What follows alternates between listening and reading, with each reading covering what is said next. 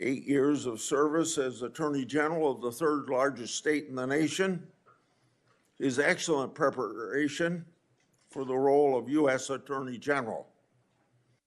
As Florida Attorney General, Ms. Bondi was a member of the Florida Cabinet, Chief Legal Officer of the state, and led a large agency that tangibly impacted people's lives. And by all accounts, Ms. Bondi handled her responsibilities well. As the Florida Attorney General, Ms. Bondi achieved numerous successes.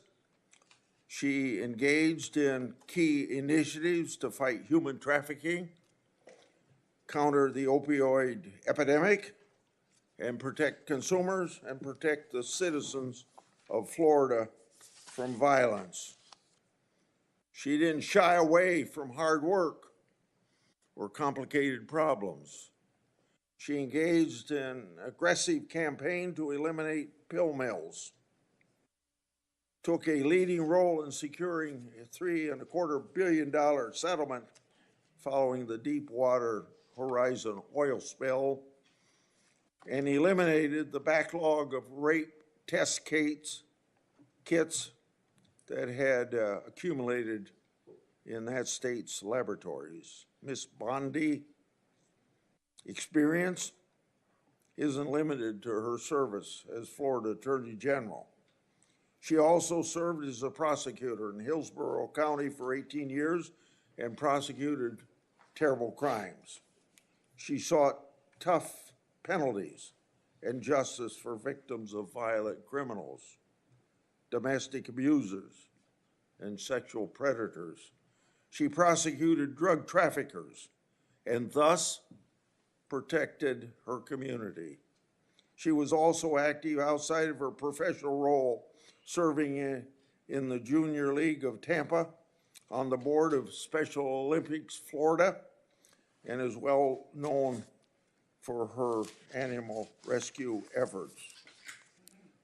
Her experience and performance as Attorney General, prosecutor, and community leader speaks volumes about her character and her dedication to the rule of law.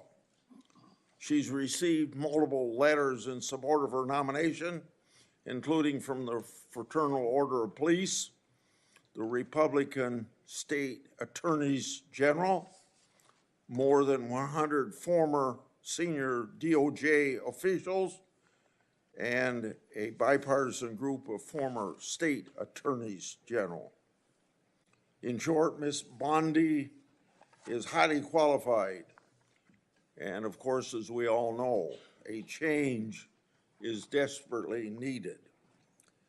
When confirmed, Ms. Bondi will take the helm at a very turbulent time for this country and for that department. The Justice Department's is infected with political decision-making, while its leaders refuse to acknowledge that reality. Crossfire Hurricane was a textbook example of government weaponization. The FBI's investigation was built on the fake Steele dossier, which was funded by the Democratic National Committee and Clinton campaign, who worked with foreign operatives. My investigative work exposed that the FBI actually knew the dossier was false information and was likely a part of a Russian disinformation campaign. Even with the knowledge of such dossier defects and political infections, the Justice Department sought FISA warrant renewals and took other actions. After directing my oversight staff to investigate Justice Department's mishandlings of the matter, the Justice Department retaliated in issuing a subpoena for my own staff's phone records. That's right, challenging my constitutional rights of doing my oversight duties.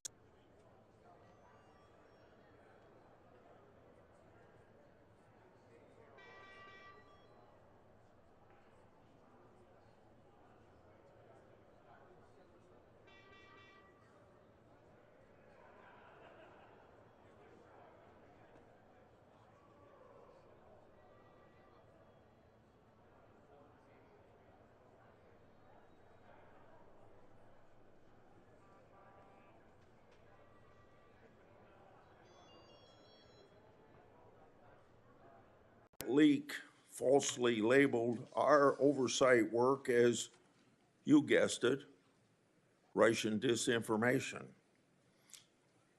To this day, over 4 years later, the intelligence community and the FBI refused to provide us the intelligence basis for that briefing. The title of this Wall Street Journal's article sums it up, quote, "The FBI's dubious briefing.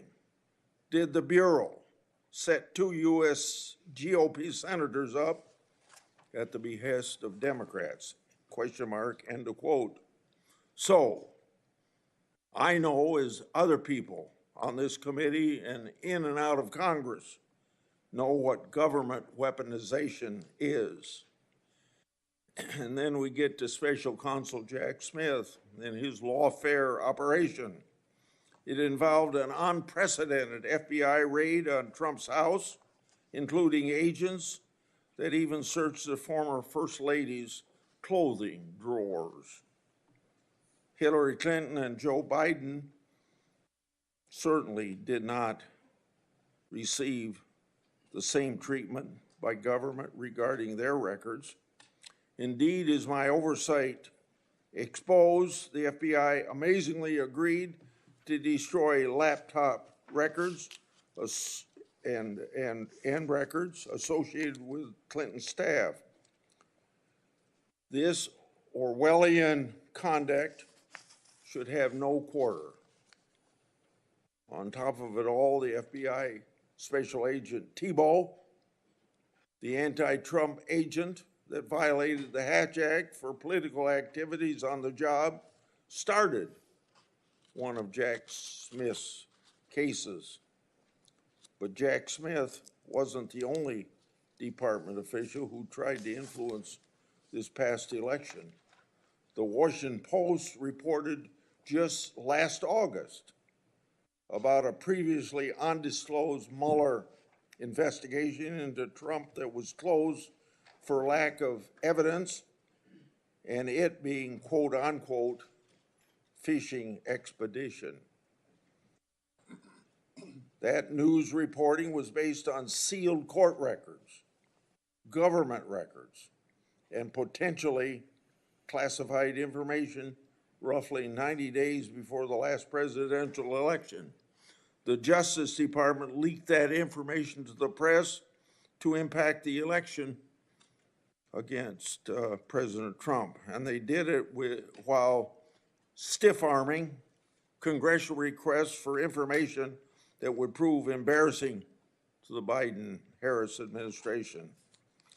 So let us not forget some of the more and other flagrant abuses of power that we've seen from the DOJ and the FBI over the last 4 years. And I don't have the time to spend on these that I spent on 2 or 3 others, but just to list them. The Department of Justice used the might of the federal government to prosecute individuals peacefully praying outside of an abortion clinic. The FBI suggested that traditional Catholics could be domestic terrorism threats, claiming that these individuals adhere to, quote, anti-Semitic, anti-immigration, anti-LGBT, and white supremacy ideology, end of quote. The FBI opened dozens of investigations into parents who voiced their concerns at school board meetings regarding curriculum choices and COVID-19 mandates. The FBI applied undue pressure to social media platforms to censor so-called misinformation, downgrading or removing flagged social media posts and removing users. These are only a few particularly egregious examples of rot infesting the Department of Justice. The impact of this political infection in our once storied law enforcement institutions is catastrophic. By every metric, the Biden-Harris Justice Department conduct has failed to live up to our country's ideals. So, Ms. Bondi, Should you be confirmed, the actions you take to change the department's course must be for accountability so that the conduct I just described never happens again. The only way to accomplish this is through transparency for the Congress and the American people. Now to my friend, Ranking Member Durbin. Thank you, Senator Grassley. I appreciate your commitment to the Judiciary Committee's longstanding bipartisan practices for vetting presidential nominees. That was in doubt several weeks ago, but I spoke to Senator Grassley and he assured me that he's still personally committed, as I am, to maintaining these practices which we've established over the years. Our process is rigorous, and it shows how seriously members on both sides of the aisle take our constitutional responsibility of advice and consent. Ms. Bondi, thanks for coming to my office last week to discuss your nomination. The importance of the Attorney General to our justice system cannot be overstated. As our nation's chief law enforcement officer, the Attorney General oversees the Department of Justice, which is responsible for protecting the civil rights of Americans, economic freedom and opportunity, public safety, and of course, national security. In short, the Attorney General has real impact on America's everyday life. It is critical that any nominee for this position be committed first and foremost to the Constitution and the American people, not any president or political agenda. But President Trump claims he has, quote, an absolute right to do what he wants with the Justice Department. And that's how he conducted his first term. He interfered with the criminal cases of his friends and allies and successfully pressured DOJ to investigate his rivals. He even tried to use the Justice Department to overturn the results of the 2020 presidential election. The president-elect made it clear that he values one thing above all else, and he said it over and over again: loyalty. Speaking about Attorney General Sessions, Donald Trump said, quote, "The only reason I gave him the job is because I felt loyalty. He was an original supporter." But when then Attorney General Sessions did the right thing and recused himself from the Mueller investigation, Trump said he should never have nominated him, and he fired him. Trump then nominated Bill Barr to succeed Sessions. Barr successfully auditioned for the job in an unsolicited memo to DOJ that sharply criticized the Mueller investigation. Once confirmed, Barr misrepresented and blocked the release of the report, intervened in multiple criminal cases of Trump's political allies, and spread falsehoods about election fraud.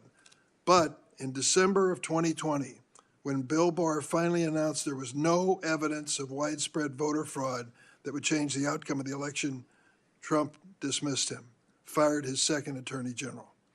This time around, President-elect Trump has vowed not just to use the Justice Department to advance his political interests, but also to seek, quote, retribution against, quote, the enemy within.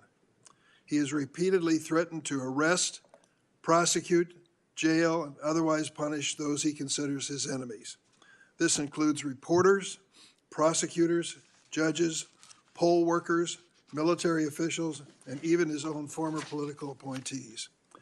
Even before taking office, Trump has forced out his own FBI director that he appointed, Chris Wray, and he's trying to replace Wray with Kash Patel, whose main qualification to be FBI director seems to be his loyalty to Donald Trump. Patel has even compiled an enemies list of, quote, government gangsters to target that even includes former Trump appointees like Director Wray, Attorney General Barr, and Defense Secretary Esper. Trump's approach is a stark contrast with the bipartisan view born out of the post-Nixon era that the Justice Department should serve the interest of the American people, not any one president. For those who need a reminder, Richard Nixon ordered department officials to fire Archibald Cox, the special prosecutor investigating Watergate. Two of those officials, Elliot Richardson and William Ruckelshaus, resigned rather than carry out Richard Nixon's orders. When this committee considered the appointment of Loretta Lynch to be President Obama's Attorney General, a Republican member of the committee emphasized, and I quote, "What we need from our next Attorney General more than anything else is independence." That same member, who now still serves on the committee, said, and I quote, "The job is not to be the president's wingman. The job is to represent all Americans. The Attorney General must be willing to stand up to the President and say no when the office demands it. When Attorney General nominee Merrick Garland came before this committee, another one of my Republican colleagues still serving told Garland, and I quote, "My sole criterion for voting for your confirmation is your pledge to make sure that politics does not affect your job as Attorney General." So the view that the Justice Department must be insulated from political influence should not be weaponized against political rivals has historically been bipartisan, certainly on this committee. At this crucial moment in history, that view, not Mr. Trump's view, must prevail. Ms. Bondi, you have many years of experience in law enforcement, including nearly a decade of service as Attorney General in one of the largest states of the nation. But I need to know that you would tell the President no if you're asked to do something that is wrong, illegal, or unconstitutional. Ms. Bondi, you are one of 4 Trump personal lawyers that he has already selected for top positions in the Department of Justice. You joined Mr. Trump in working to overturn the 2020 election. You've repeatedly described investigations and prosecutions of Mr. Trump as witch hunts, and you have echoed his calls for investigating and prosecuting his political opponents. This flies in the face of evidence, like Mr. Trump's call to Georgia Secretary of State Brad Raffensperger. We've all heard that audio recording. These are the kinds of anti-democratic efforts that in the past you have defended, and it's critical that we understand whether you remain supportive of Mr. Trump's actions. I also have questions whether you will focus on the needs of the American people rather than wealthy special interests. I'm concerned that you failed to identify your extensive lobbying for foreign governments and big corporations as potential conflicts of interest. There will be questions in this hearing on that issue. That's why I've asked the Justice Department and the National Archives for information on your lobbying of the Trump White House and your foreign lobbying disclosures. I'm particularly concerned about your work on behalf of the government of Qatar, which reportedly paid you $115,000 a month to launder their image on human trafficking, an issue of bipartisan concern on this committee. We need an Attorney General who will enforce our antitrust laws to prevent price fixing and monopolies that lead to higher prices for American consumers, not favor corporate giants that you've lobbied for in the past like Amazon and Uber. I also have questions about some of your actions as Florida Attorney General. I'm concerned that your office failed to investigate more than 24 complaints about the for-profit Trump University after Mr. Trump donated to your reelection campaign and held a fundraiser for you at Mar-a-Lago. In addition, you have a long track record on the issue of civil rights, reproductive rights, voting rights, and LGBTQ rights that needs to be discussed. In contrast, Ms. Bondi, Merrick Garland didn't campaign for President Biden, never served as his personal attorney, never lobbied on behalf of foreign governments and corporate giants. After years of relentless criticism on Attorney General Garland from many of my Republican colleagues, I hope they're prepared to hold you to the same standard. Thank you, Mr. Chairman. Okay, it's now time for senators to introduce the nominee. The first one will be Senator Scott at the table, as you see, and Senator Schmidt is a member of this committee at his place on the dais. Senator Scott, please proceed. Mr. Chairman, ranking member, and committee members, it is an absolute honor to sit before you today to introduce my good friend, Pam Bondi, for her nomination hearing. I'd also like to recognize some important people appearing in support of her today, her husband, John, as well as her mother, father-in-law, sister, brother, sister-in-law, and nephews, friends, and family members of John. Many more would surely be here if space allowed. I can tell you wholeheartedly that President Trump couldn't have a better leader than Pam Bondi for Attorney General. She is undoubtedly qualified, brilliant, and committed to defending and protecting the laws of this nation, and has a track record to prove it. It is no secret that the DOJ is facing a public trust crisis after Democrats spent years weaponizing the justice system and the entire federal government.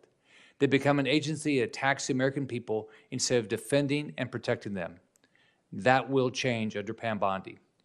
Under her leadership, the DOJ will actually fairly enforce the laws, protect the rights of the American people, and keep our nation safe and crack down on violent crimes and dangerous drugs. And the American people will trust her to do so. I know that well because I worked alongside Pam Bondi for 8 years when I was governor of Florida and she was Florida's elected Attorney General, working to improve the lives of Floridians to make Florida the best state in the nation to live, work, and raise a family.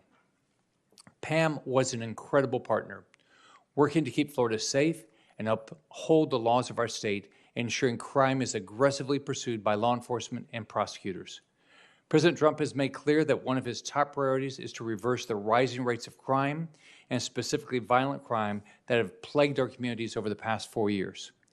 Pam Bondi is uniquely equipped to advance this priority as U.S. Attorney General because she has a proven track record of success in achieving dramatic reductions in crime and violent crime during her time as Florida's Attorney General.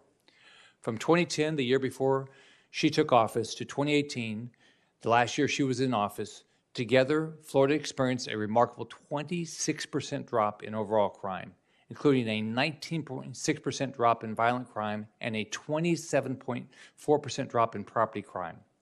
These aren't just numbers. These are tens of thousands of lives saved and communities improved and made safer and families and businesses protected. As Florida's Attorney General, Pam Bondi also spearheaded other life-saving initiatives like tackling the opioid epidemic and fighting human trafficking. Her achievements are too many for me to list in this short introduction. As U.S. Attorney General, Pam Bondi will restore law and order to the nation.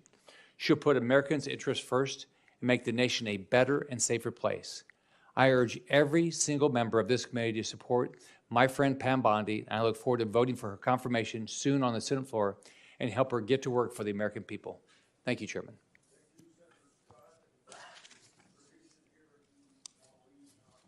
Thank you. Thank you, Mr. Chairman, Ranking Member Durbin, and members of the committee. It is an honor for me and a privilege to introduce Pam Bondi, President Trump's nominee to be the 87th Attorney General of the United States.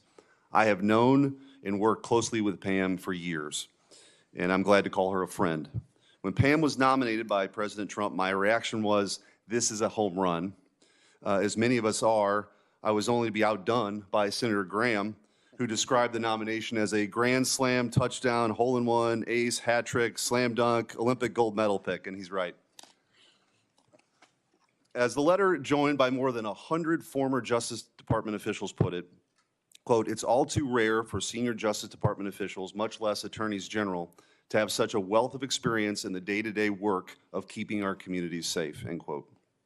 Pam exemplifies and personifies the Department of Justice's mission to uphold the rule of law, to keep our communities safe, and to protect our rights and liberties as Americans. Pam has distinguished herself in her career in public service that has taken her from her small-town upbringing in Temple Terrace, Florida, to a hearing before this esteemed committee. After attending the University of Florida and Stetson University College of Law, she started her career as a local prosecutor in Hillsborough County, Florida. As a local prosecutor for nearly 2 decades, Pam kept her community safe, prosecuting violent criminals, drug dealers, those who had threatened the local community, and those who stood in opposition to the rule of law. Pam's fellow Floridians then elected her to serve as Florida's Attorney General, where she was the first woman in state history elected to that office. As a former state attorney general myself, I can vouch for the deep experience that Pam Bondi has developed from serving in that role. As the chief law enforcement official in her state, she worked with local prosecutors to fight crime, worked to protect our constitutional rights, or the constitutional rights of Floridians, and stood up for the little guy by taking on abuses of power. As Florida's Attorney General, she worked tirelessly to combat the opioid crisis, fighting pill mills, and helping to combat the widespread misuse and trafficking of deadly drugs, including fentanyl, which have devastated families and communities all across our country. She stood up for Floridians in the wake of a 2008 financial crisis, leading to the National Mortgage Settlement Act, resulting in $56 billion in compensation to victims. And after the Deepwater Horizon oil spill, Pam was there and stood up for Floridians by getting $2 billion from the companies responsible. On a more personal note, Pam has always taken it upon herself to help others. She's incredibly generous and someone I could always count on. She's truthful, she's tough, and she's a born leader. She has charted her own course with the rare combination of backbone and heart. The next Attorney General of the United States must restore trust by reversing the weaponization we've seen the last 4 years and refocusing that department to its core mission, administering justice. The next Attorney General must promote the rule of law, take on violent crime, keep our communities safe, and safeguard the God-given rights that each American has protected in our Constitution. I can think of no one more up to that task than Pam Bondi, a career prosecutor and widely respected Attorney General with the prudence, fortitude, and temperance for this incredibly important job. Mr. Chairman, it is truly an honor for me to introduce Pam Bondi to this committee and to our country here today and speak on her behalf, and it's my hope that her nomination will be swiftly confirmed. Thank you, Mr. Thank you, Senator Schmidt. Now, Ms. Bondi, would you please come forward, and before you're seated, I'd like to administer oath. Would you please raise your right hand and answer this question? Do you swear that the testimony you're about to give to this committee will be the truth, the whole truth, and nothing but the truth, so help you God? Please be seated and move ahead with your opening statement.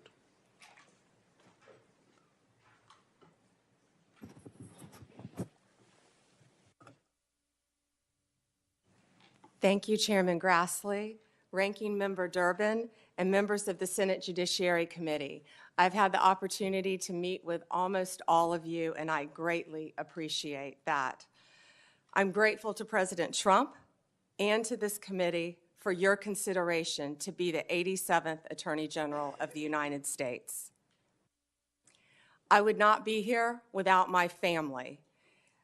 And if you can bear with me for just a moment, a lot of them have made a very long trip, and I wrote them all down so I don't forget anyone. My beautiful mother, who I wouldn't be here, a retired kindergarten teacher, would not be here without my mom.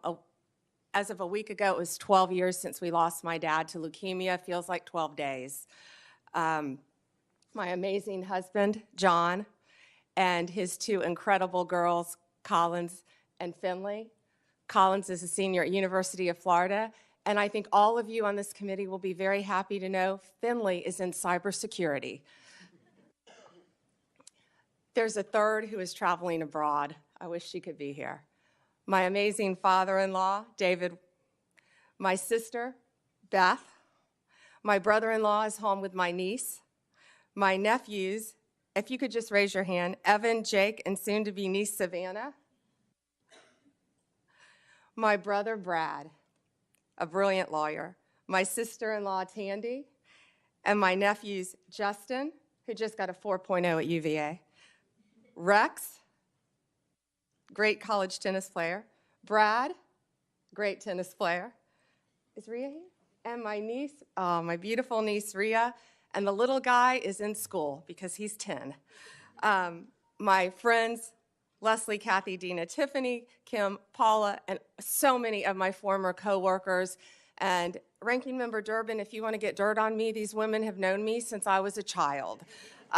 Seriously, most of them. So thank you for indulging me in that.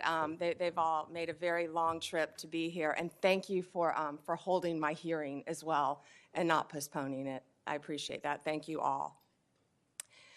From the moment I interned at the state attorney's office in Tampa, Florida, all I wanted to do was be a prosecutor. The Supreme Court certified me, and I had 4 jury trials while still in law school. Lost most of them, but had 4 jury trials and never wanted to do anything else. I continued my career there, trying everything from DUIs, domestic violence cases, capital murder cases, the whole gamut. I became a lead trial attorney in courtroom every day trying career criminals, was deputy chief of a division, and then ultimately was felony bureau chief, and eventually left to become Florida's 37th Attorney General for the state of Florida. Nothing has impacted my career more than my experience as a state prosecutor, because I got to know and still keep in touch with many victims and their families from when I was a prosecutor. Upon becoming Attorney General in 2011, I proudly served for 2 terms. I was term limited. I would probably still be there right now had I not been kicked out of office by term limits. I loved being Attorney General. I did my best to keep Florida safe, to continue to stand up for victims of crime, and to fight the opioid crisis and the drug crisis that was not only facing Florida, but this entire country. Out of the top 100, this is one of the things I'm the most proud of, oxycodone dispensers in the entire country, I believe it was 98 of them, 90 or 98 of them, lived in Florida. We fought for tough legislation. Kids were dropping dead every day. We fought for tough legislation, and after that legislation, none of those opioid dealers, doctors, practiced in Florida. We fought to eliminate human trafficking by raising awareness and prevention and talking to parents and talking to children. We also provided critical resources, including safe houses, that my state was lacking. On the civil side, we worked to protect consumers. We tackled everything, including off-label prescription marketing, which affects, as you know, many, many people who can't afford prescriptions as well. We partnered with states' attorneys general from both parties and federal agencies across administrations. We went after price gougers during hurricanes. If confirmed as the next Attorney General of the United States, my overriding objective will be to return the Department of Justice to its core mission of keeping Americans safe and vigorously prosecuting criminals. And that includes getting back to basics: gangs, drugs, terrorists, cartels, our border, and our foreign adversaries. That is what the American people expect, and that is what they deserve from the Department of Justice. If confirmed, I will do everything in my power, and it will be my great responsibility to make America safe again. Making America safe again also requires reducing recidivism. We have to fix the Bureau of Prisons, and I am looking on both sides of the aisle. The Bureau has suffered from years of mismanagement, lack of funding, and low morale. I was proud to support President Trump's First Step Act. I think more can be implemented and more can be done on that front. President Trump's leadership on criminal justice reform has demonstrated what is possible when a president is unafraid to do things that have been deemed to be too difficult. We have to reach across the aisle and get solutions for all of these problems. Like the president, I believe we are on the cusp of a new golden age where the Department of Justice can and will do better if I am confirmed. Lastly, and most importantly, if confirmed, I will fight every day to restore confidence and integrity to the Department of Justice and each of its components. The partisanship, the weaponization will be gone. America will have one tier of justice for all. In all this work, I'll collaborate closely with this committee. I will work with all of you, as I've committed to do when I met with almost all of you. And I will partner not only with the federal agencies, but with the state and local officials throughout our great country. I look forward to answering your questions today and working together for this country and our Constitution. Thank you, Senators.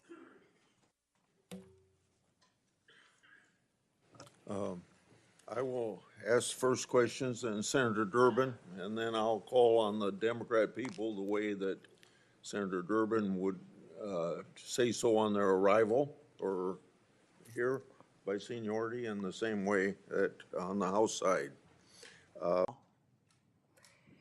In all this work, I'll collaborate closely with this committee. I will work with all of you, as I have committed to do when I met with almost all of you. And I will partner not only with the federal agencies, but with the state and local officials throughout our great country.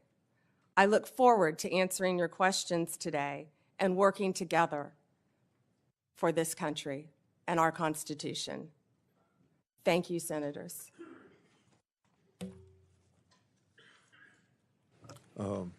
I will ask first questions, and Senator Durbin, and then I'll call on the Democrat people the way that Senator Durbin would say so on their arrival or here by seniority, in the same way that on the House side.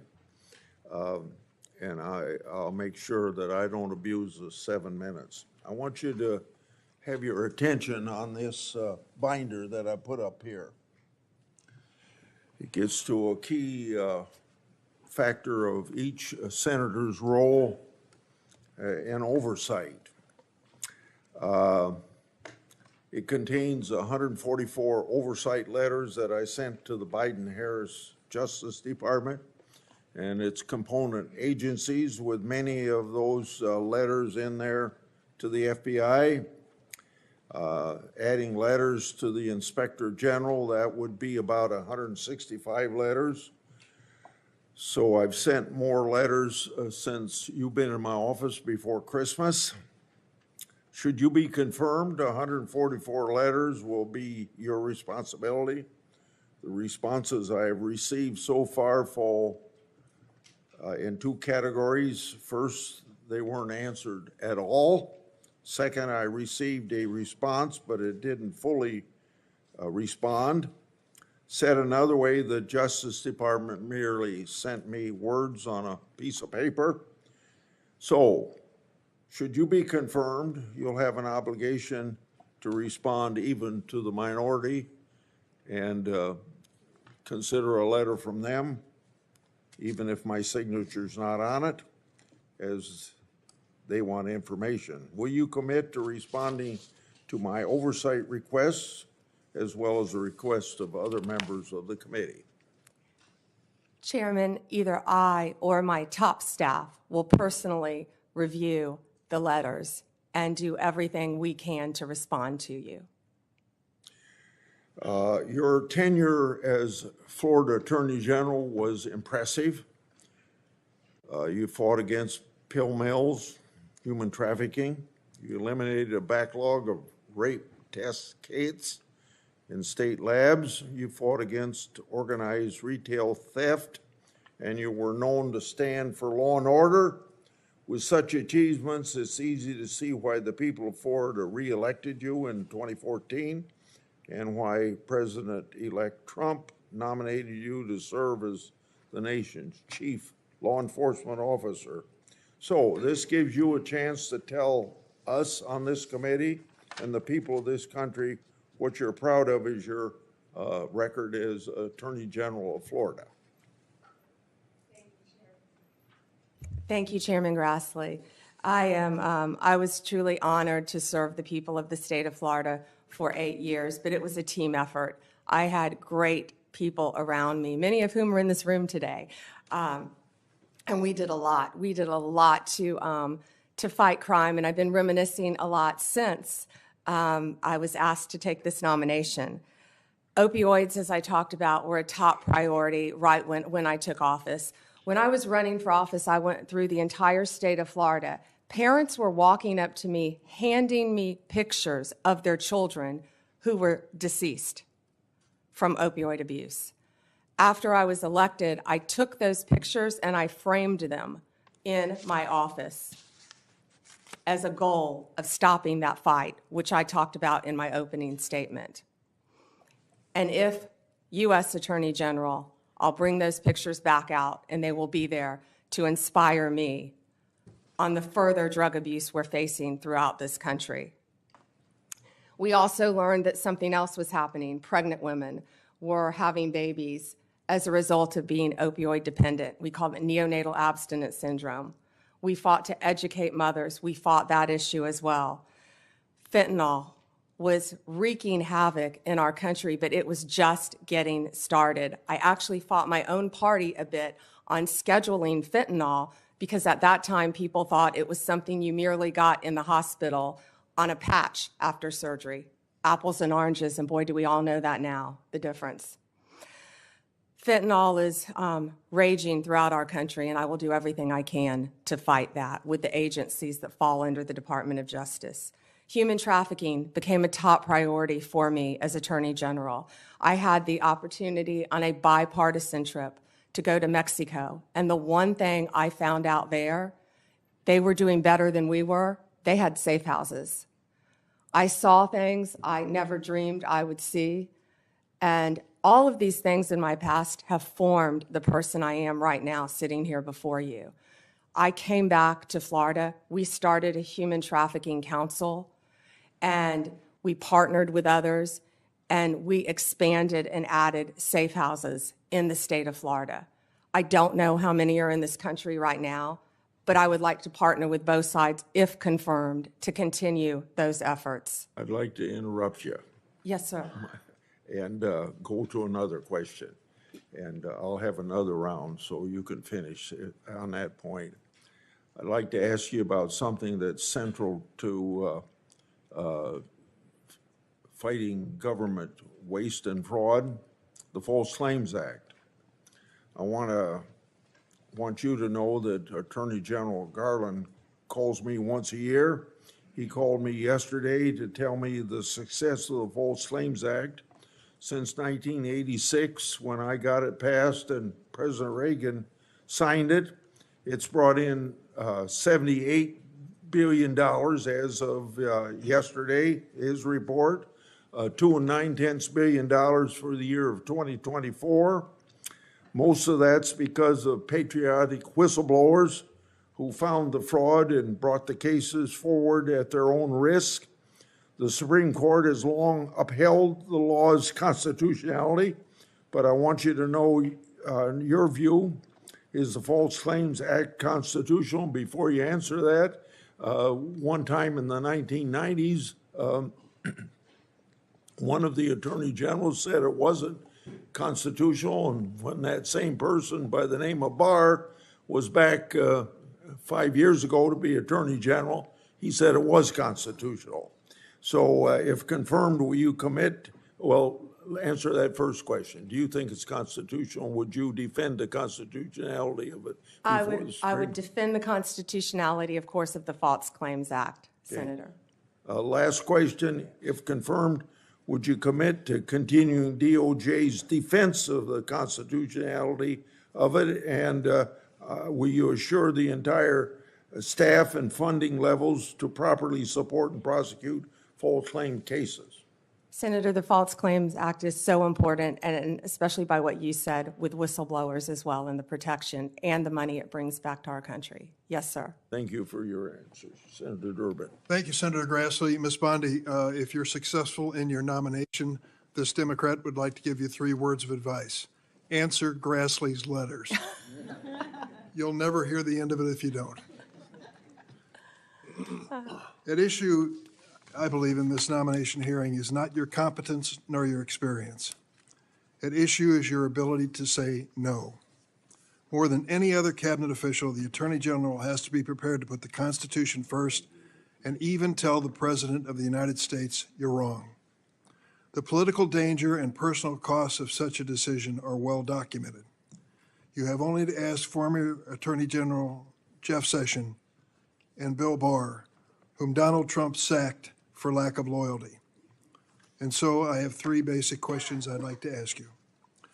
Most Americans believe that central to the peaceful transition of power in a democracy is the acceptance of the results of an election. To my knowledge, Donald Trump has never acknowledged the legal results of the 2020 election. Are you prepared to say today under oath without reservation that Donald Trump lost the presidential contest to Joe Biden in 2020? Ranking Member Durbin, President Biden is the President of the United States. He was duly sworn in, and he is the President of the United States. There was a peaceful transition of power. President Trump left office, and was overwhelmingly elected in 2024. Do you have any doubts that Joe Biden had the majority of votes, electoral votes necessary to be elected president in 2020? You know, Senator, all I can tell you as a prosecutor is from my firsthand experience. And I accept the results. I accept, of course, that Joe Biden is president of the United States. But what I can tell you is what I saw firsthand when I went to Pennsylvania as an advocate for the campaign. I was an advocate for the campaign, and I was on the ground in Pennsylvania, and I saw many things there. But do I accept the results? Of course I do. Do I agree with what happened? And I saw so much. You know, no one from either side of the aisle should want there to be any issues with election integrity in our country. We should all want our elections to be free and fair, and the rules and the laws to be followed.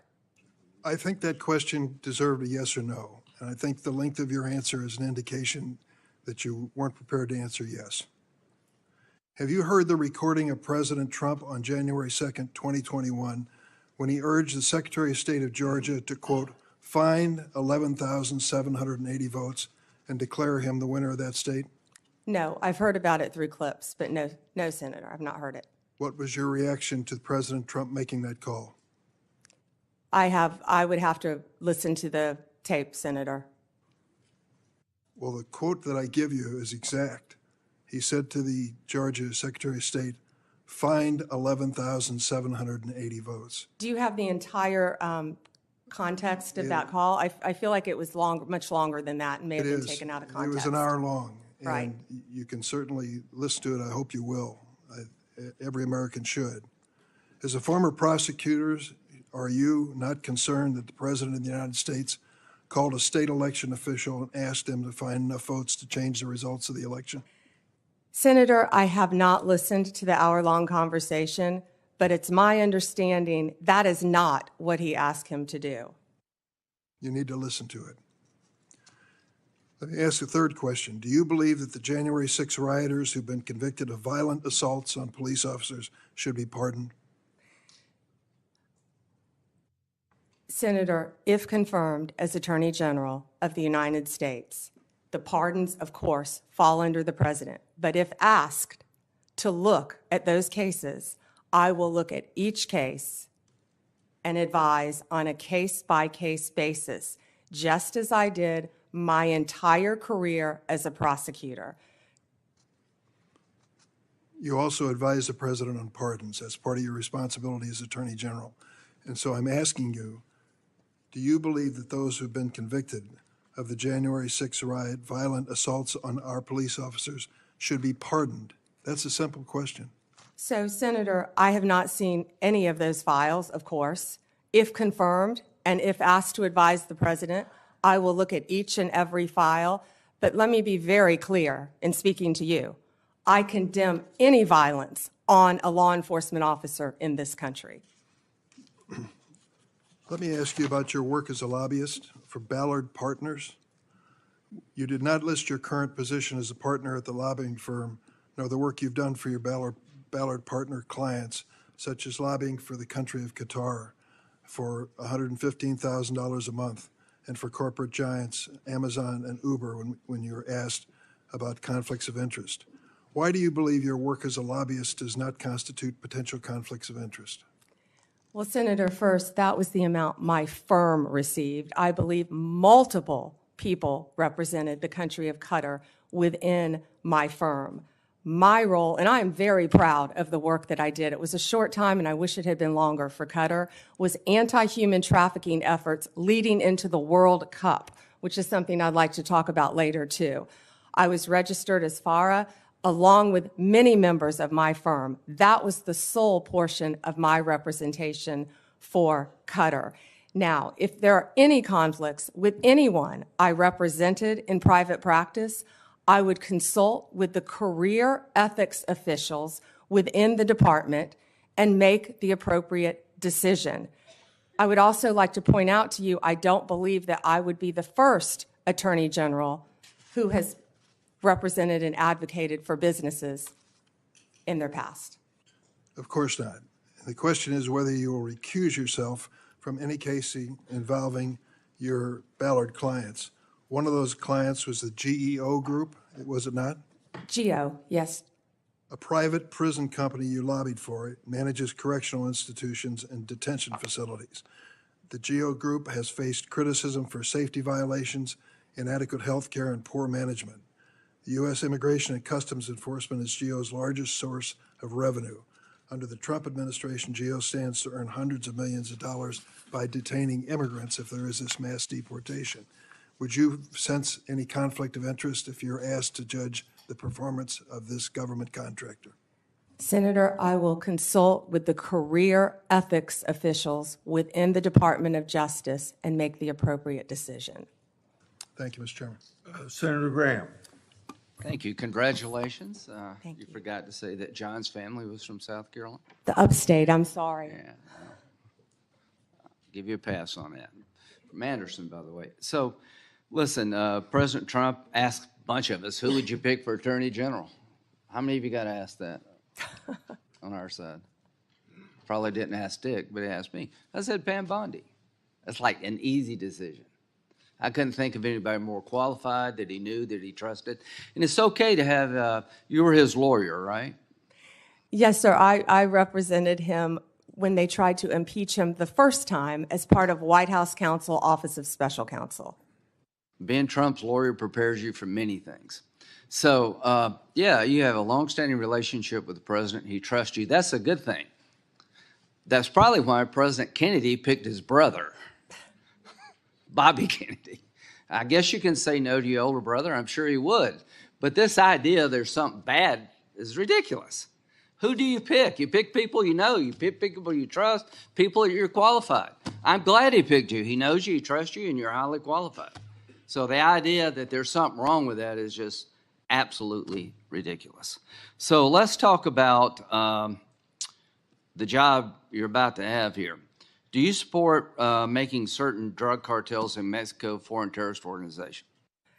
Senator, I personally went to Mexico. I personally dealt with these cartels when I was a state prosecutor, and they are a grave and violent threat to our country. Yes, Senator. Advising the president. Good, good. Now, when it comes to Crossfire Hurricane, are those days over if you're Attorney General? Absolutely. Okay. Lake and Riley, are you familiar with that case? Sadly, I am, Senator Graham. Do you know why the man who killed her was released from custody? He was paroled to the detention capacity at the Central Processing Center in El Paso, Texas. Now, that's not your call. You'll be DOJ. But do you agree with me that the statute regarding parole doesn't allow parole to be based on we don't have detention beds? There's nothing in that statute would authorize parole based on lack of capacity. Are you familiar with that statute? Yes, sir, and that's frightening. Yeah, well, it is frightening. Are you going to fix it? I am going to do everything in my power to fix it if confirmed as Attorney You're General. going to advise President Trump we need more beds. Tom Holman's the guy that's going to do this, but would you as Attorney General say we need more bed space so Lake and Riley never happens again? Senator, my job, if confirmed as Attorney General, will be to keep America safe. Do you think we need more detention space? And that includes having enough space for violent criminals, for people that should not be in this country who have committed violent crimes. To and the Lake public. Lake and Riley is one of many. Yeah. But 41,000 beds in this country to detain people. We got like millions of people here illegally. We let this dude go because we didn't have any place to put him. I hope those days are over. And if, Tom, you're listening out there, I hope you'll create enough detention space to make sure we don't find this dilemma ever again. Do you think we're at war? And if so, who with? Oh, Senator, we're at war on so many fronts. Are we at war with ISIS? Of course, we're at war with ISIS. They're at war with us. Do you agree with that? Absolutely, Senator. Do you think since our withdrawal from Afghanistan, threats to our homeland have gone up from ISIS? Yes. Okay, March 7th, 2024, General Corella. I assess ISIS-K retains the capability and will to attack the U.S. and Western interests abroad in as little as 6 months, with little or no warning. That's March of 2024. General McKenzie, ISIS-K has a strong desire to attack the United States after it began to grow in Afghanistan following U.S. exit in August 2021. He also stated the threat to ISIS-K from ISIS-K is growing. Major General Quantock, the U.S. remains target number one for ISIS-K. Do you agree with that? Senator, I don't have my security clearance, but from everything I've read and heard, ISIS is one of the greatest threats. Okay, well, when you get your security clearance, you're going to find out these people are coming after us and they want to kill us. So I would like to have a strategy to deal with the ISIS threat that's beyond just the law enforcement model. Does that make sense to you, that we should use every tool in the toolbox? Senator, that includes wrapping in our state and local officials too, and better cooperation throughout our country and our world. I totally agree. Do you support reauthorizing FISA in 2025? Senator, I believe 702 is up in 2026. Okay, I'm I sorry, believe it's 26. 2026, and we will closely be looking at that. FISA is a very Do important you agree tool. that the 702 provides important intel gathering capability to protect our nation? Extremely important. Okay. So, Pam, you're about to step into a job that's one of the most important jobs in any democracy. Let's go back to pardons. If I'm a lawyer for somebody in jail, would you promise to listen to the application and read it before you made a decision? Yes. Okay. No matter who you are. Good. That's the way it works. People want to bargain with you up here. Will you do this? Will you do that?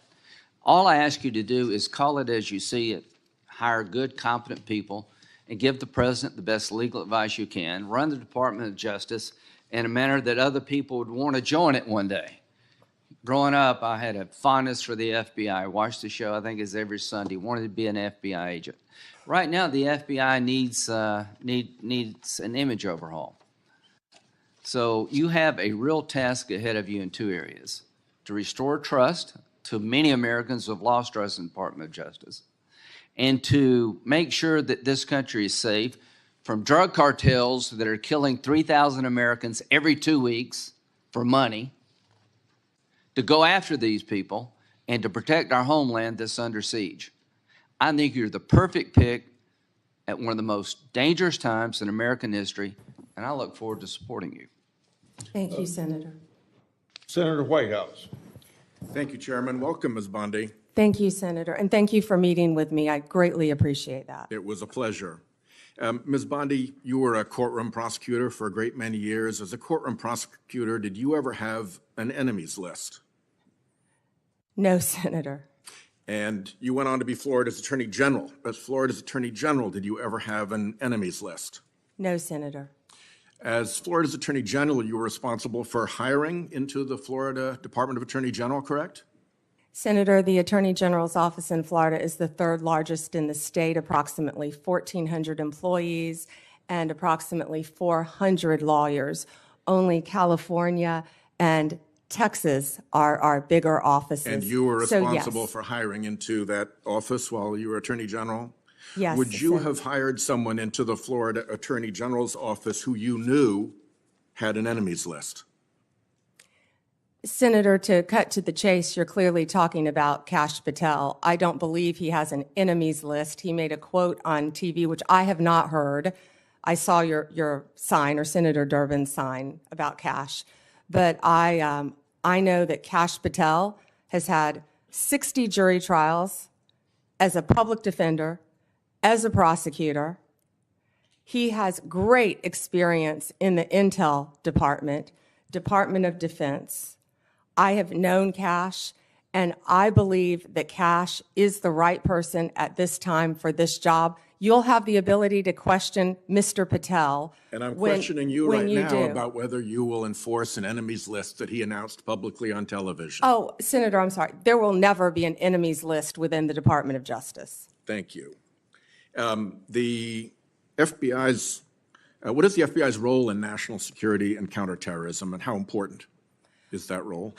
You know, Senator, I believe now more than ever, counterterrorism is so important and vital in our country.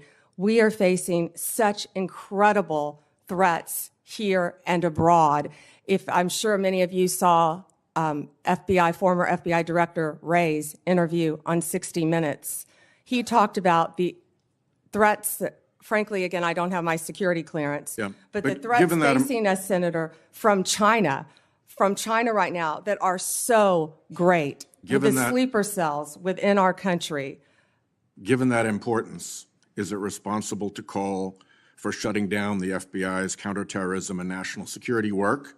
And will you, as Attorney General, impede or shut down the FBI's counterterrorism and national security work?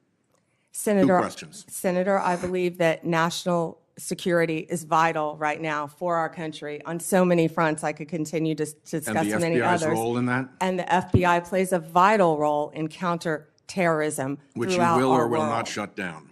I will look at each agency. I have no intention of shutting anything down right now, Senator. I am not in that office yet, and if confirmed, I will look at each individual agency and how it should be managed, but counterterrorism right now in our world is vital. You have said that Department of Justice prosecutors will be prosecuted in the Trump administration. What Department of Justice prosecutors will be prosecuted and why? I said that on TV. I said prosecutors will be prosecuted, to finish the quote, if bad. Investigators will be investigated. You know, we all take an oath, Senator, to uphold the law. None of us are above the law. Let me give you a really good example of a bad lawyer within the Justice Department, a guy named Kleinsmith, who altered a FISA warrant, one of the most important things we can do in this country. So will everyone be held to an equal, fair system of justice? If I am the next Attorney General, absolutely, and no one is above the law. Under what circumstances will you prosecute journalists for what they write? I believe in the freedom of speech. Only if anyone commits a crime. It's pretty basic, Senator, with anything, with any victim. And this goes back to my entire career for 18 years as a prosecutor and then 8 years as Florida's Attorney General. You find the facts of the case, you apply the law in good faith, and you treat everyone fairly. And it would not be appropriate for a prosecutor to start with a name and look for a crime. It's a prosecutor's job to start with a crime and look for a name, correct? Senator, I think that is the whole problem with the weaponization that we have seen the last 4 years and what's been happening to Donald Trump. They targeted Donald Trump. They went after him, actually starting back in 2016. They targeted his campaign. They have launched countless investigations against him. That will not be the case if I am Attorney General. I will not politicize that office. I will not target people simply because of their political affiliation. Justice will be administered even-handedly throughout this country. Senator, we've got to bring this country back together. We've got to move forward, or we're going to lose our country. Yeah, I think the concern is that weaponization of the Justice Department may well occur under your tenure, and we want to make sure that that's not the case, that you remain independent, that you remain able to and willing to tell the president no when that's necessary to protect the Constitution and the integrity of the department. So that's where I'm asking these questions. We talked in the meeting about the contacts policy that has prevailed really since Senator Hatch sat in that chair and demanded it of the Clinton Justice Department through all the administration since then, with the exception of a brief period under Attorney General Gonzalez, which he corrected and which did not end well for him. There has been a contacts policy that limits contacts between the White House, and the Department of Justice to a very few senior officials on each side. In your role as Attorney General, if you are confirmed, will you maintain, defend, and enforce that longstanding contacts policy? Senator, yes, I will meet with Whitehouse counsel, and I will meet with the appropriate officials and follow the contacts policy. My time has expired. Thank you, Ms. Bondi. Senator Cornyn. Ms. Bondi, your testimony is music to my ears. Thank you. One of the things that I have been most concerned about over certainly the last 4 years and extending back during President Trump's administration is the weaponization and politicalization of the Department of Justice, which together with the FBI is one of the most important institutions in this country.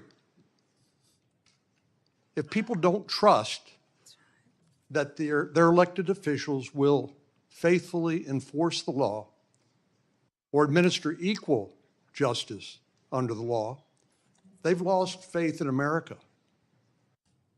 And that disturbs me greatly, and I know it does you too, based on what you said. So I'm delighted to hear you say what you have said, but I want to talk about some specific topics. Time is short. First, the border. I believe President Biden and Vice President Harris had presided over one of the biggest humanitarian and public safety disasters in American history.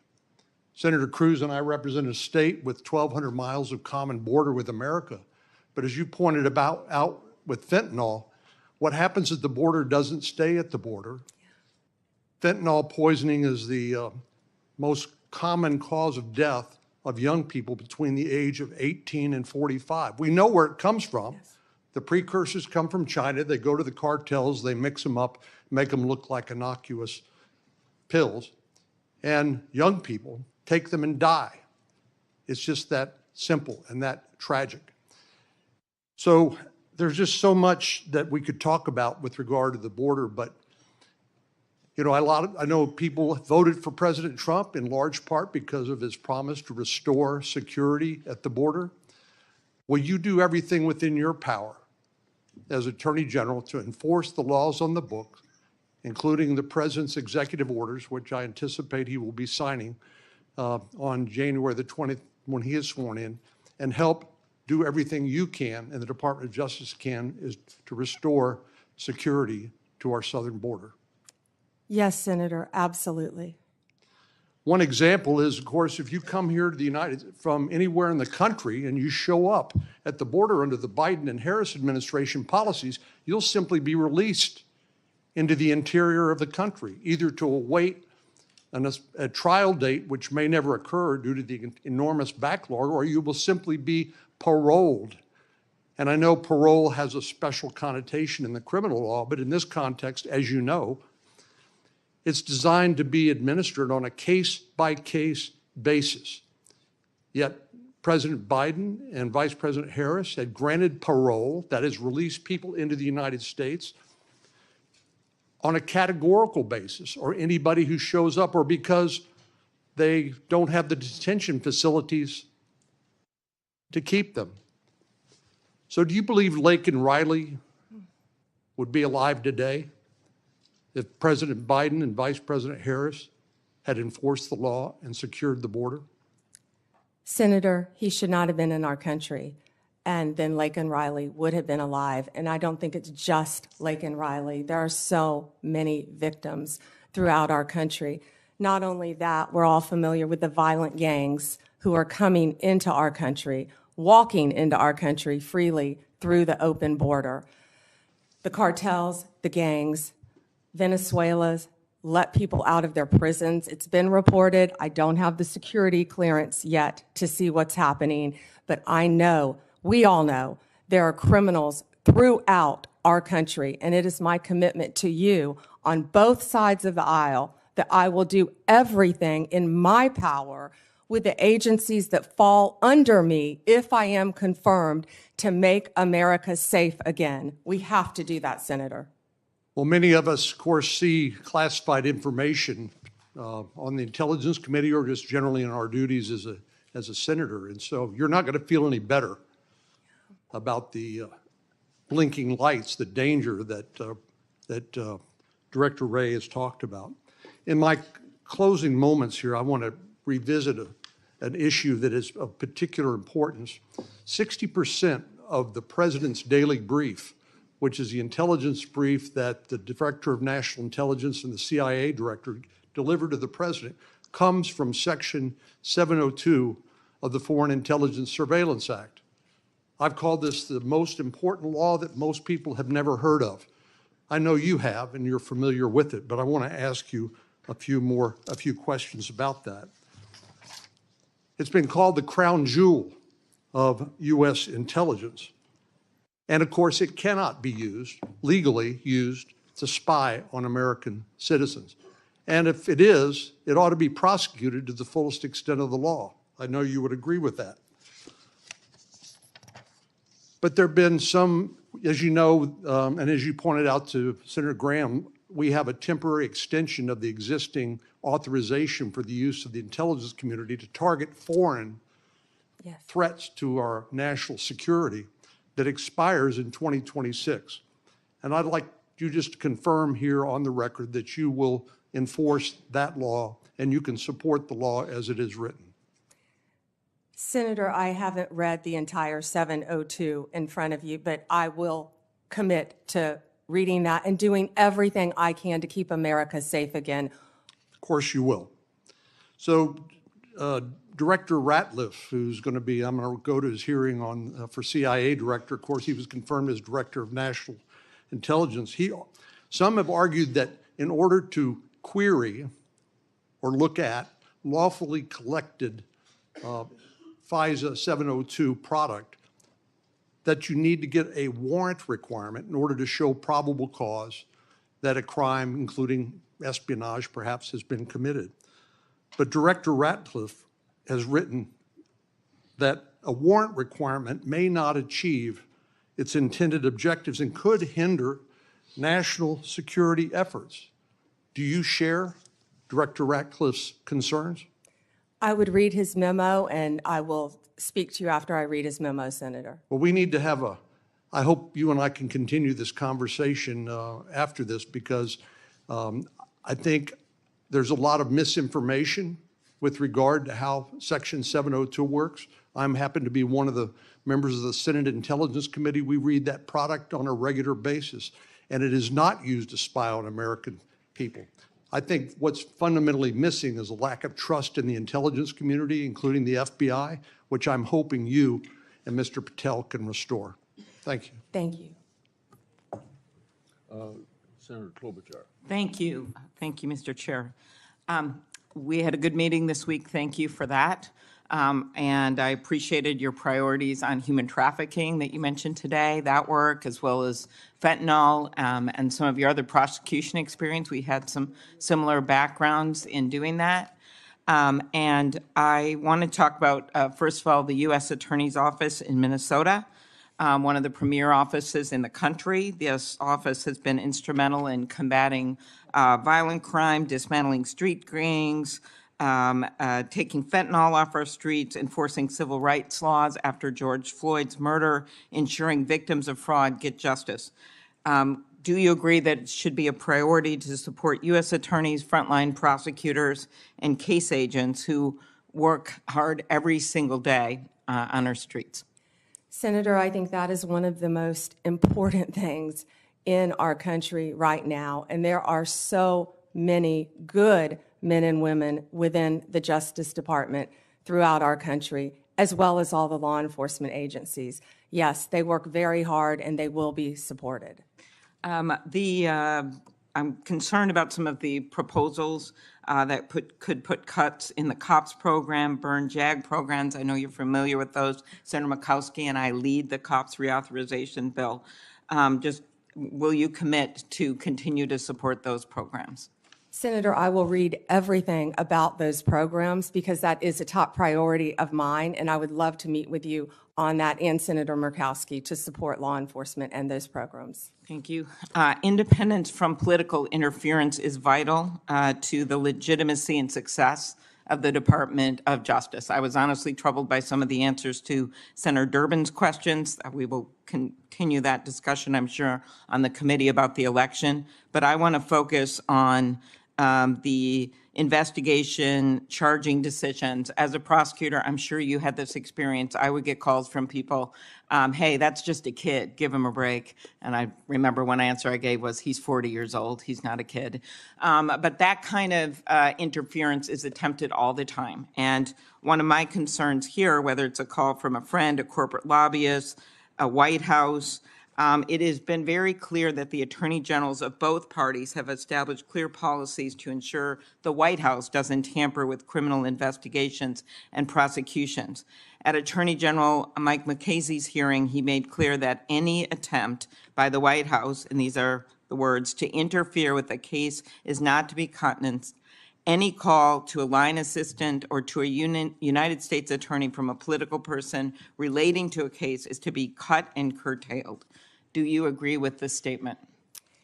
Senator, yes, I believe that the Justice Department must be independent and must act independently. The number one job is to enforce the law fairly and even-handedly, and that's what will be done if I am confirmed as the Attorney General. So you will provide an assurance to every member of this committee that the Justice Department will only follow the facts and the law, and the White House will play no role in cases investigated or brought? Senator, it will be my job, if confirmed as Attorney General, to make those decisions. Politics will not play a part. I've demonstrated that my entire career as a prosecutor, as Attorney General, and I will continue to do that if you confirm me as the 87th Attorney General of the United States of America. In an earlier question, with some of my colleagues talked about China and the risk, yet you have a nominee from this incoming administration, Kash Patel, the pick to head the FBI, have serious concerns about him, has referred to the FBI's Intel Division, which is responsible for protecting us from foreign adversaries like China, as, quote, the biggest problem the FBI has had, and he said that he wants to, quote, break that component out of the FBI. Do you agree? I have not seen those comments from Mr. Patel. I would review them, but we have to do everything we can to protect our country. Again, Mr. Patel would fall under me and the Department of Justice, and I will ensure that all laws are followed, and so will he. Okay.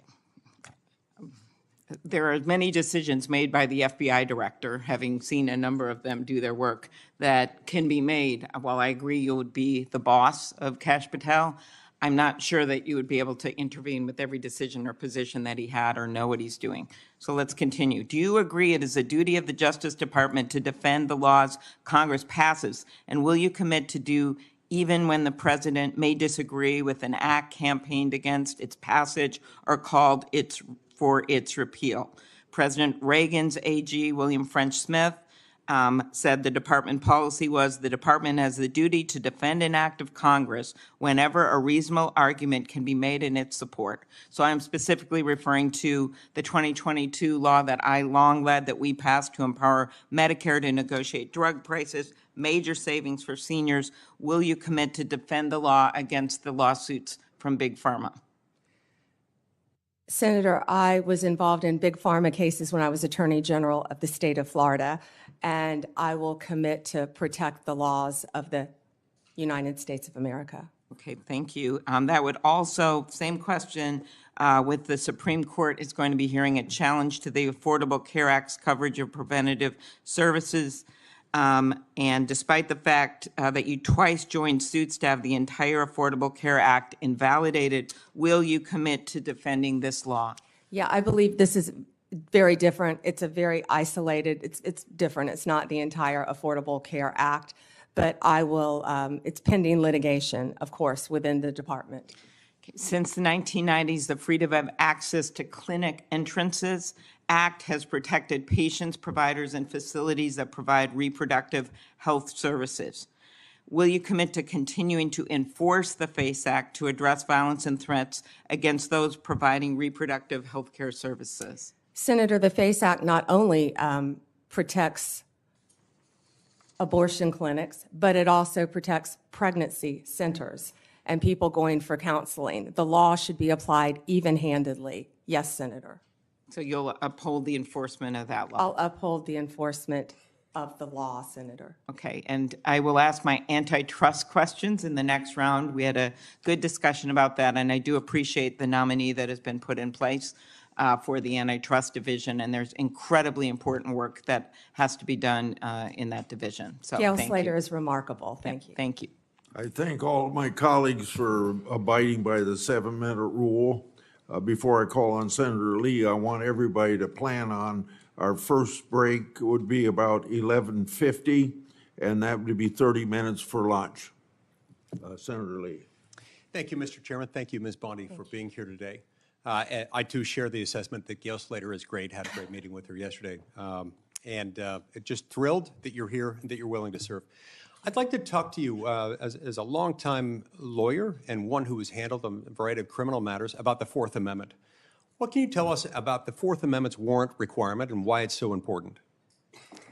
Well, the warrant requirement is so important, which I've dealt with that since I was in my 20s as a state prosecutor. A warrant is so important because it protects citizens' rights, and that's why it's so important.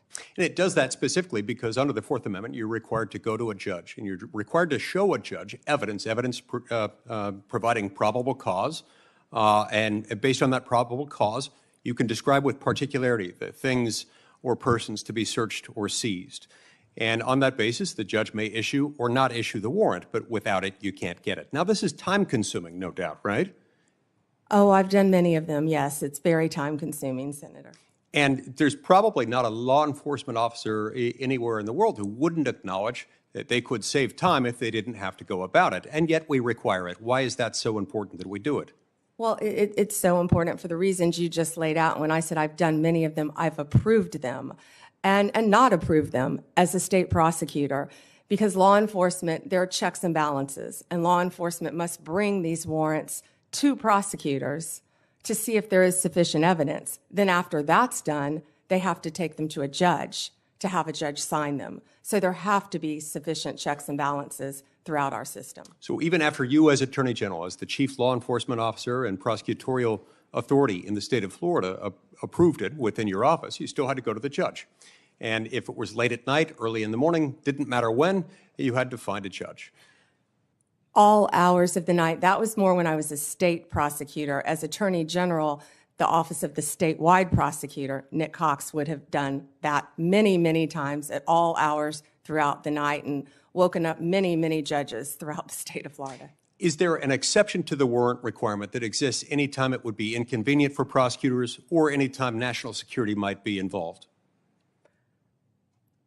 I'm not certain about national security, but absolutely no for a state prosecutor. Right. Yeah, there's no exception. There's no catch-all exception that just says this is important or it would be inconvenient for the prosecutor, and with good reason. Right. We've learned through sad experience over many hundreds of years, not only in our own country, but also in that of our mother country, what happens when you don't have this in the loop.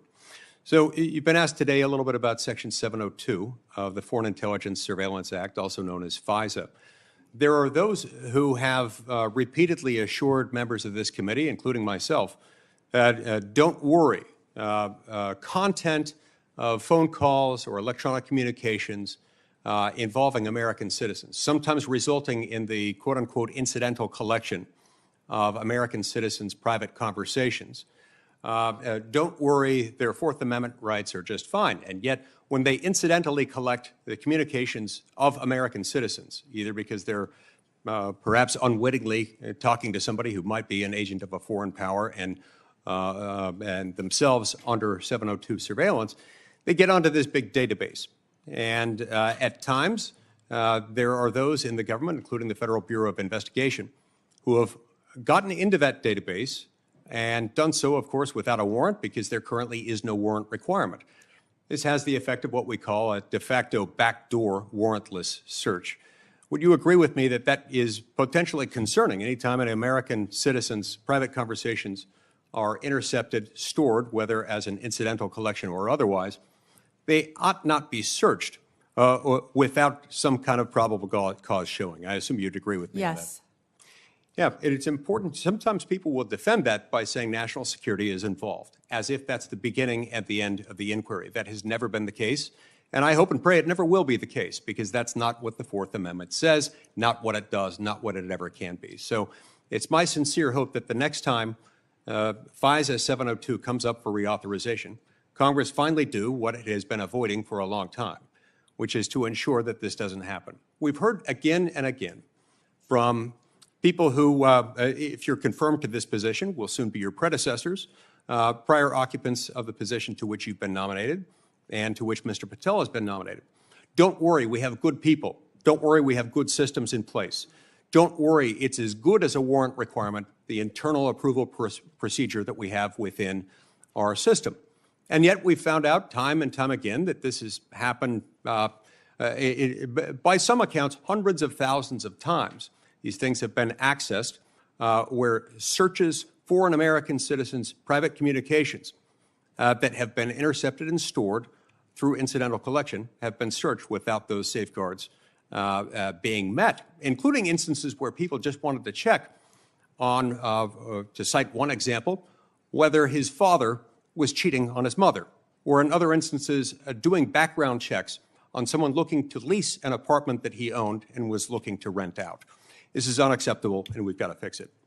Speaking of unacceptable, we have seen over the last few years the weaponization of government, specifically within the Department of Justice, against law-abiding Americans. Law-abiding Americans whose offense was something along the lines of, them exercising their constitutional rights, ranging from Catholics attempting to practice their faith, to parents showing up to school board meetings, to people showing up to engage in peaceful protesting outside of abortion clinics.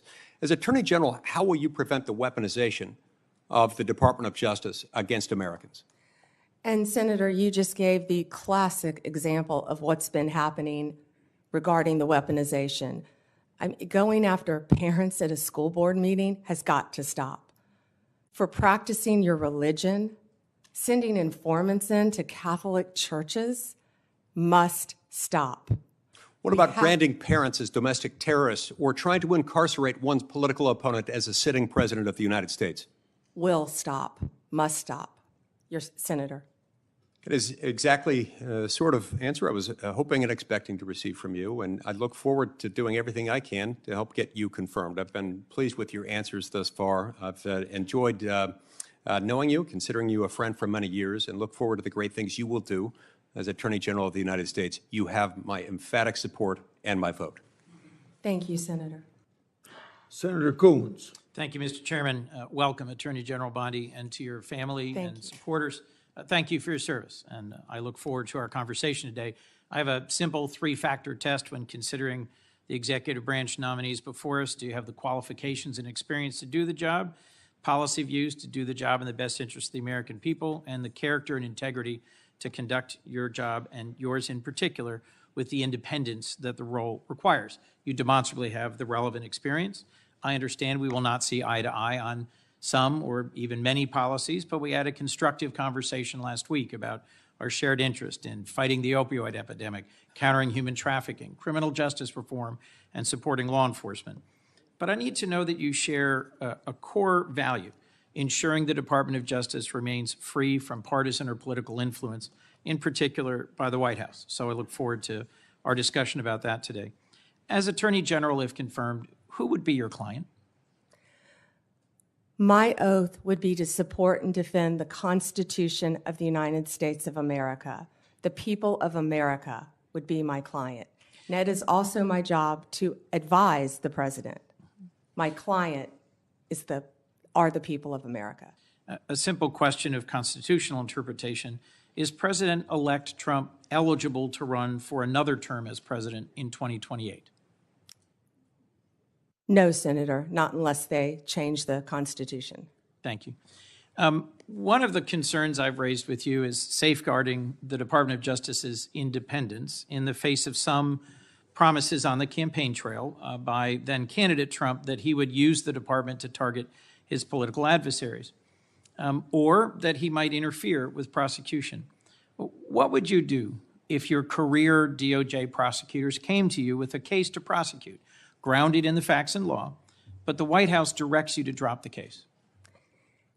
Senator, if I thought that would happen, I would not be sitting here today. That will not happen, will not happen.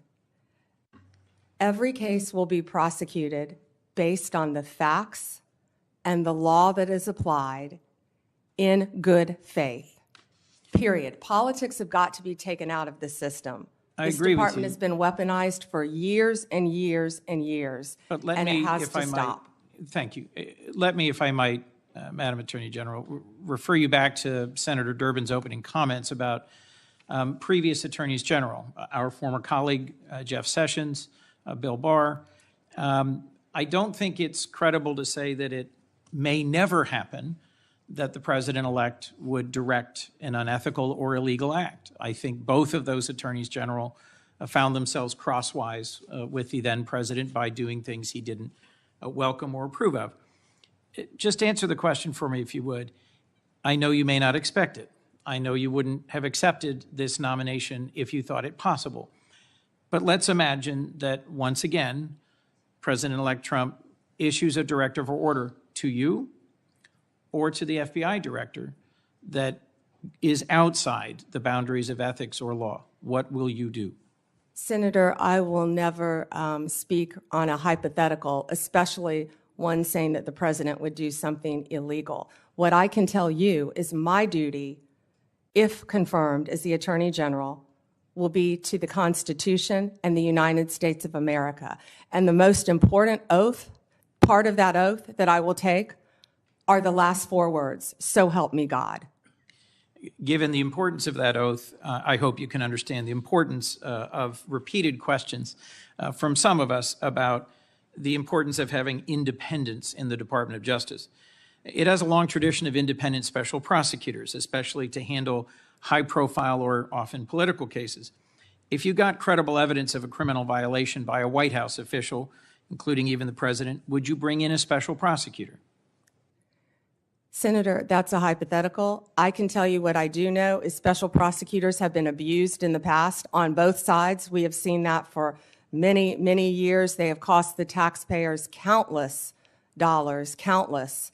And I will look at each situation on a case-by-case basis and consult the appropriate career ethics officials within the department to make that decision. Attorney General, do you think special counsels need to be confirmed by the Senate?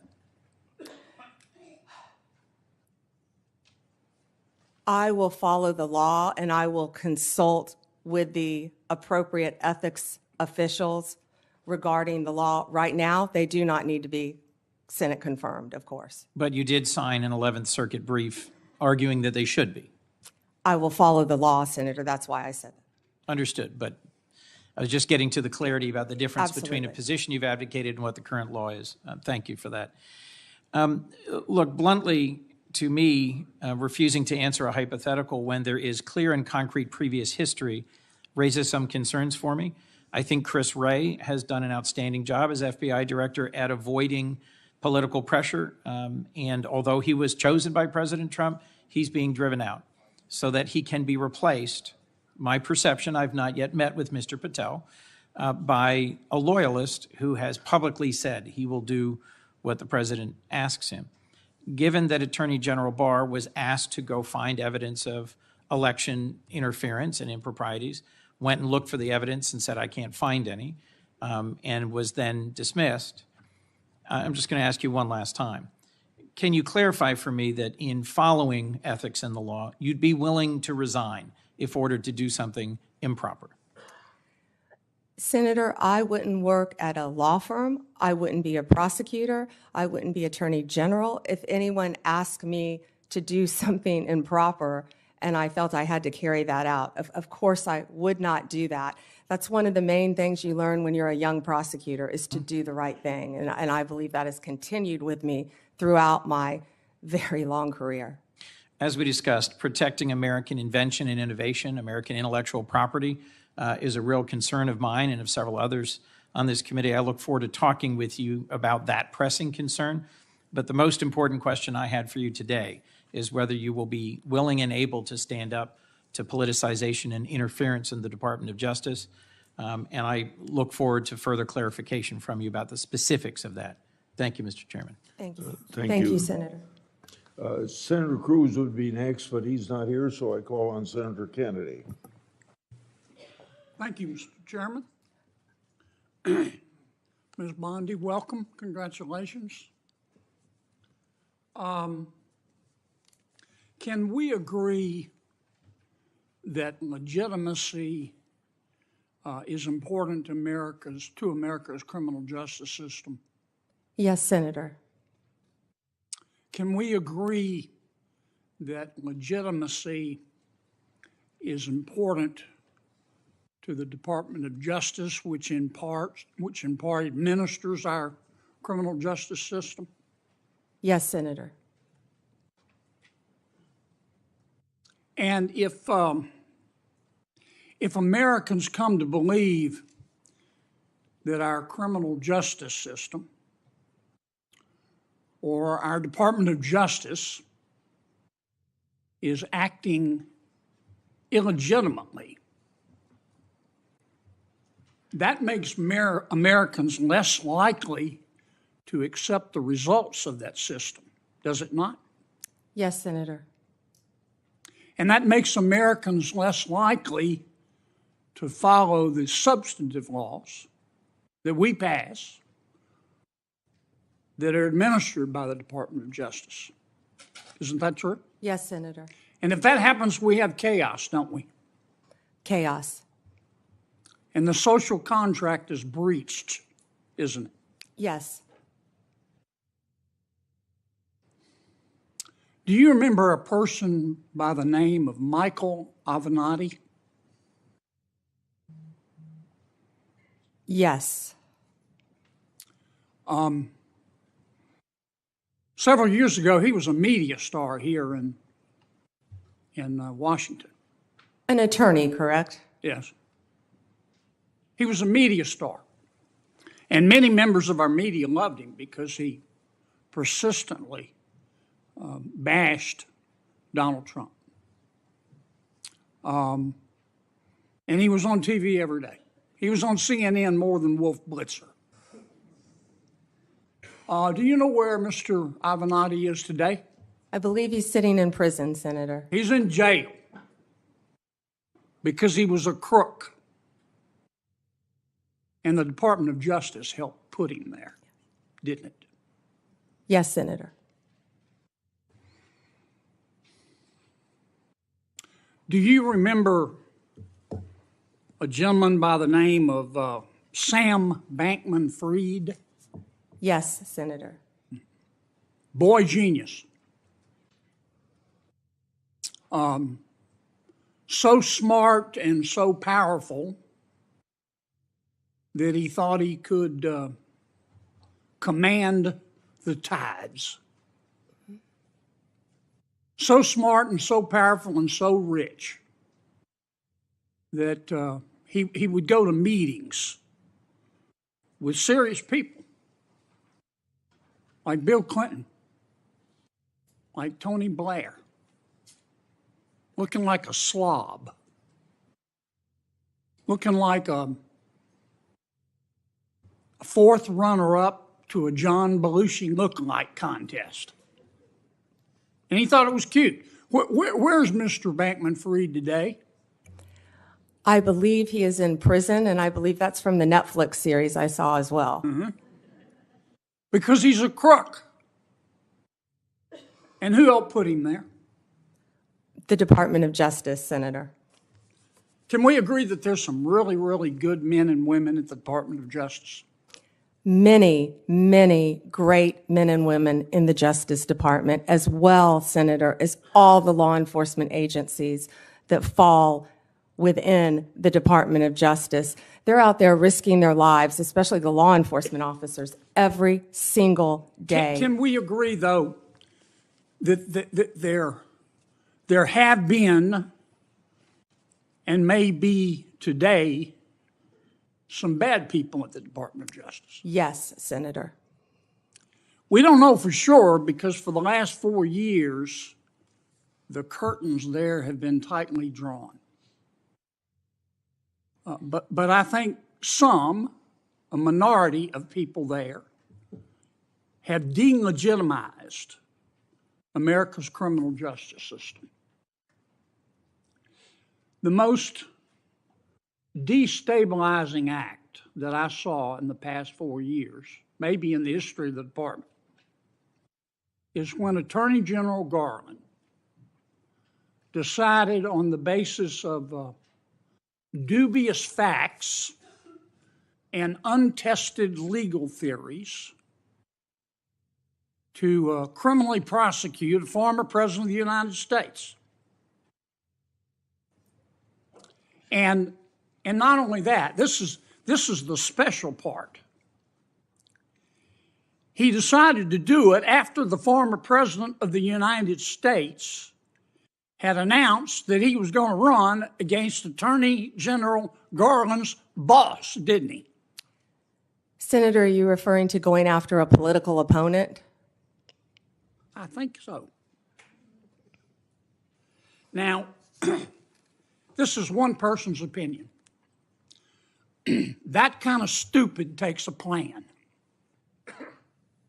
And I say that because, number one, this is America. That had never happened before in America. That's the sort of thing that happens in a country whose Powerball jackpot is 287 chickens and a goat. It doesn't happen here. And I call it stupid because it broke the seal. It broke the seal. It normalized it. There are a lot of ambitious prosecutors in America, Democrat and Republican. And I'll bet you right now there's some prosecutor in a particular state thinking about, well, maybe I ought to file criminal charges against President Biden's inner circle for conspiring to conceal his mental decline. And that's the road we're headed down. And you've got to fix it, Counselor. You've got to fix it. And here's, in my judgment, what I would ask you to do. Find out who the bad guys are and the bad women and get rid of them. Find out who the good people are and lift them up. But do it on the basis of facts and evidence and fairness. Because the temptation of some people is going to be, they're going to tell you, look, two wrongs don't make a right, but they do make it even. Don't resist that temptation. Help us restore legitimacy to the Department of Justice. Thank you, Senator. Thank you, Mr. Chairman. Welcome, Ms. Bondi, and to your family. Thank you. Thank you for visiting with me in my office. And I have to say, I'm sympathetic always to a former Attorney General, particularly having been one myself. But I am, I have to say also, really troubled, deeply disturbed by some of your responses and non-responses to the question that you've been asked today. You say the right things, that you're going to be the people's lawyer. That's what you have to say to be here. But I believe being the people's lawyer means you have to be able to say no to the President of the United States. You have to speak truth to power. You have to be able to say that Donald Trump lost the 2020 election. You dodged that question when you were asked directly by Senator Durbin. You have to be able to say that January 6th insurrectionists who committed violence shouldn't be pardoned. You have to be able to say that a nominee for the FBI director who says he has an enemy list, and that's just the beginning of what he has said in terms of politicizing, deeply weaponizing the FBI against political opponents, that he shouldn't be the FBI director. You know, we have some history here with your predecessors, Barr, Sessions, and others who perhaps sincerely, when they sat where you are now, said that they would say no, but they were working with a president that expected them to be his Roy Cohn, his personal attorney. Do you really think that you can avoid the disgrace that they encountered or the repercussions from the White House if you say no to the president? And so my question to you is, can you say no to the president of the United States when he asks you to do something unethical or illegal? Senator, first, I need to clarify something that you said, that I have to sit up here and say these things. No, I don't. I sit up here and speak the truth.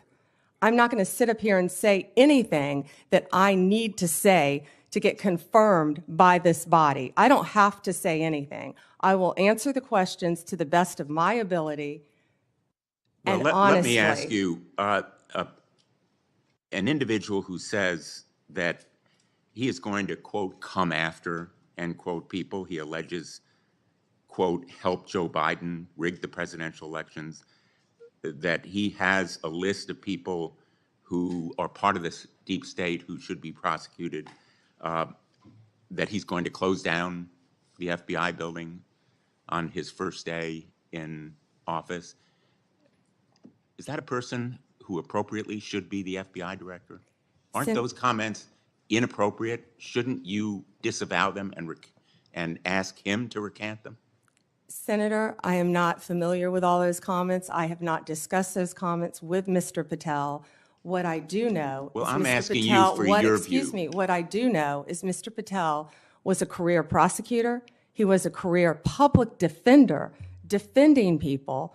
And he also has great experience within the intelligence community. What I can sit here and tell you is Mr. Patel, if he works with running the FBI, if he is confirmed, and if I am confirmed, he will follow the law if I am the Attorney General of the United States of America, and I don't believe he would do anything otherwise. Well, let me just submit that the response that I would have hoped to hear from you is that those comments are inappropriate and that you will ask him to disavow or recant them when he comes before this committee, because they are indeed chilling to fair enforcement and the rule of law. Let me ask you on another topic. When we met, I welcomed your support for the goals of the Kids Online Safety Act. And Senator Blackburn and I have spent a lot of time, devoted a lot of effort to the passage of the Kids Online Safety Act, which happened by an overwhelming vote of 91-3, 72 co-sponsors, including Vice President-elect Vance. I appreciated our discussion and your support for protecting kids online when we met last week. I'm hopeful that this area is one where we can work together. Can we count on your support in working together to protect kids online? Senator, absolutely, and thank you for that legislation, and Senator Blackburn. I believe in this world right now, we have to find the things we have in common, and that is certainly one of them, Senator, protecting our children from online predators. You've done so much on that front, and I thank you. I attempted to do that as well when I was Attorney General, but I am committed to working with you on anything we can do to protect our children throughout this country. When I was Attorney General, we started something called From Instant Message to Instant Nightmare, and educating parents about online predators. And that also, Senator, is one of the core functions of the FBI, the cyber unit. They sit there, these agents sit there all day long and investigate child predators. We tell parents constantly, you think Ms. you're talking Bondi, to another I child, apologize. and you're I'm not. going to interrupt you. I welcome Sure.